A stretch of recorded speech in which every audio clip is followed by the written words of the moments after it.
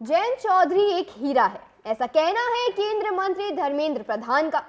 बता दें कि सीसीएस अवार्ड्स 2024 में भारत रत्न चौधरी चरण सिंह जी की विरासत का जश्न मनाया गया, जिस दौरान धर्मेंद्र प्रधान ने भारत रत्न चौधरी चरण सिंह की तारीफ में कई शब्द कहे। साथ ही उन्होंने आरएलडी प्रमुख जयंत चौधरी की तारीफ में भी काफी कुछ कहा। धर्मेंद्र प्रधान का कहना है कि वो हमेशा से ही चाहते थे कि जयंत चौधरी उनके साथ काम करे।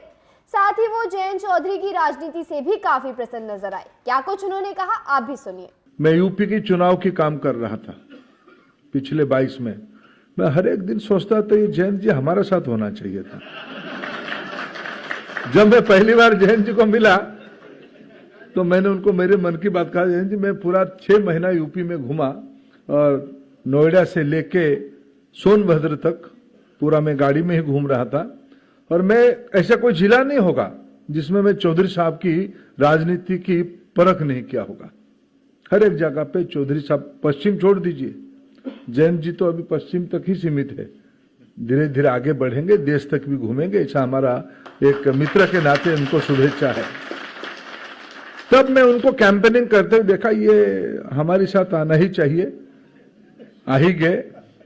और एक बात मैं कहूं, प्रधानमंत्री जी अभी राजेंद्र सिंह जी कह रहे थे और प्रीतम सिंह जी उसकी प्रैक्टिशनर है। प्रधानमंत्री जी कहते हैं डिग्री और सर्टिफिकेट से ज्यादा कॉम्पिटेंसी महत्व रखता है, हुनर ज्यादा महत्व रखता है। और जयंत जी को प्रधानमंत्री जी ने, वो सही जूरी है, उन्होंने उस हीरा को पहचाना और उन्होंने देश की नौजवानों की, हमारी देश की आबादी रहती है गांव में, आज भी भारत की जीडीपी के नंबर वाइज कंट्रीब्यूटर, वॉल्यूम में शायद अन्य विधा होगा, लेकिन किसानी और कृषक अर्थनीति आज भी हमारा जीडीपी की सबसे ज्यादा कंट्रीब्यूटर है। जिस दिन इसकी एक राइट मैच हो जाएगी, हमारी किसानी, हमारी खेती, हमारी पानी सस्टेनेबिलिटी के आधार पे तारतम्य जोड़ पाएगा, यानी उनकी कैपेसिटी, उनकी जो काम कर रहे हैं ओवर स्किल्ड होकर काम करेंगे। अभी की आवश्यकता को ध्यान में रखते हुए पुरानी आधार पे मैं राजेंद्र सिंह जी से बिल्कुल सहमत हूं।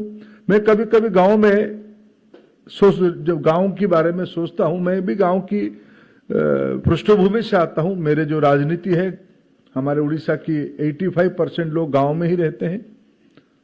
उसकी जो सामाजिक जीवन हम अनुध्यान करते हैं, कभी कभी मैं मेरे राज्य की कोणार्क मंदिर को देख के सोचता हूं, उन दिनों में तो आईआईटी नहीं होंगे, उन दिनों में तो बहुत सारे स्ट्रक्चरल इंजीनियर नहीं होंगे, किसी ने तो बनाया होगा।